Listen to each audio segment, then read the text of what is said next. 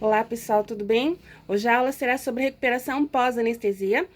Nós já lemos o capítulo do livro, já fizemos uma parte, porém falta ajustar e orientar sobre alguns aspectos. Primeira coisa que vocês podem achar duas nomenclaturas: recuperação pós-anestesia, RPA, ou SRPA, Sala de Recuperação Pós-Anestesia. Então essa sala é uma sala que ela fica dentro do centro cirúrgico, porém ela fica como se fosse em um anexo. Então no corredor do centro cirúrgico vai ter uma porta bem ampla, e dessa porta bem ampla a gente tem uma sala bem espaçosa, onde tem vários boxes, e nesses boxes vão ficar alocados os clientes depois que saem do procedimento cirúrgico.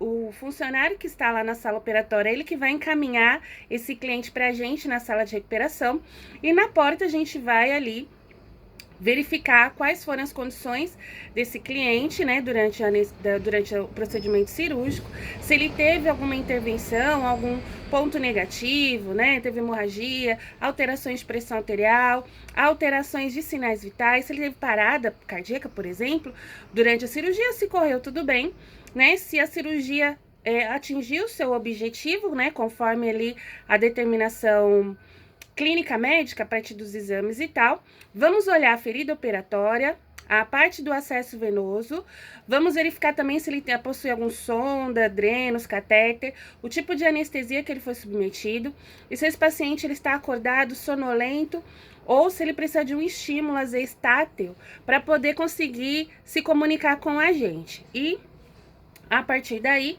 o médico anestesista ele vai dizer mais ou menos quanto tempo ele espera que esse cliente fique dentro do setor de RPA.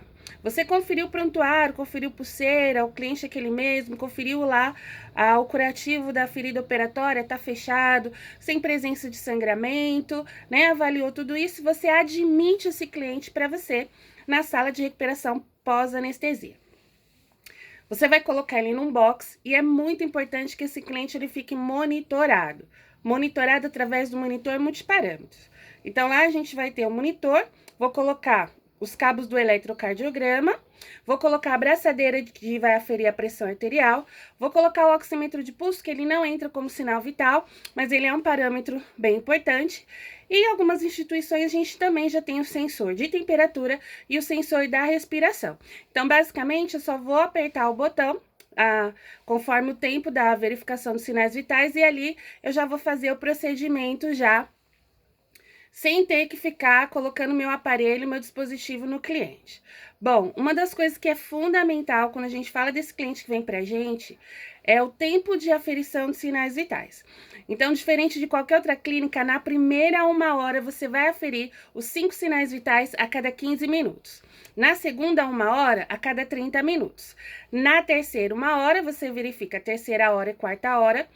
E tem instituições que mantêm 30 minutos, tem instituições que mantêm de 1 em 1 hora, e se a cirurgia for uma cirurgia mais tranquila, a cada 2 horas até ele ter alta. Então, é um dos parâmetros, cai em processo seletivo, cai também quando vai fazer algum tipo de concurso, que a especificação do hospital, ele é centro cirúrgico, sempre vai cair esse tipo de pergunta, né? Como que é a conduta quando eu recebo esse paciente? Primeira conduta é você analisar, ver se está tudo corretamente, entender como foi a cirurgia, se teve alguma intercorrência, vai avaliar drenos, catéter, expulsão, ferida operatória, vai dar uma olhada na prescrição médica, vai conferir com a pulseira se é o cliente mesmo, e a aferição dos sinais vitais, monitoração e aferição dos sinais vitais a cada 15 minutos na primeira 1 hora, você vai verificar na segunda 1 hora de 30 em 30 minutos, terceira hora, depois vai variar, ou mantém de 30 em 30, ou vai para 1 em 1 hora, ou vai de 2 em 2 horas, até esse cliente ter alta. Professora, qual que utiliza mais? A cada 2 horas até esse cliente ter alta. E sempre observando, porque a gente consegue entender que esse cliente, depois do procedimento cirúrgico, ele pode ter alguns tipos de complicações. E dentro da pergunta que eu lancei para vocês foram quais são as complicações que ele pode ter no período pós-operatório, que isso pode variar, não só com a gente na recuperação pós-anestesia, nesse período aproximadamente de 8 horas, mas também na clínica cirúrgica, que é o local de destino dele, assim que ele sair do centro cirúrgico. Então, dentro dessas alterações, por que eu falo sempre por sistemas. Porque pra gente fica mais fácil pensar o que pode acontecer se eu pensar no órgão anatômico, na funcionabilidade desse órgão. Então, quando você fala do sistema nervoso central, por exemplo, ele pode ter confusão mental, ele pode ter tontura, ele pode ter convulsão, é um cliente que pode ter rebaixamento de nível de consciência, sonolência, e aí tem a ver com o cérebro.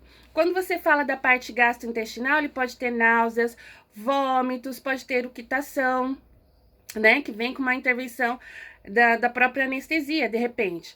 Pode ser também da parte respiratória, pode ter dispneia, né, a dificuldade de respirar, uso da musculatura acessória, e aí já indica, opa, vou chamar o médico.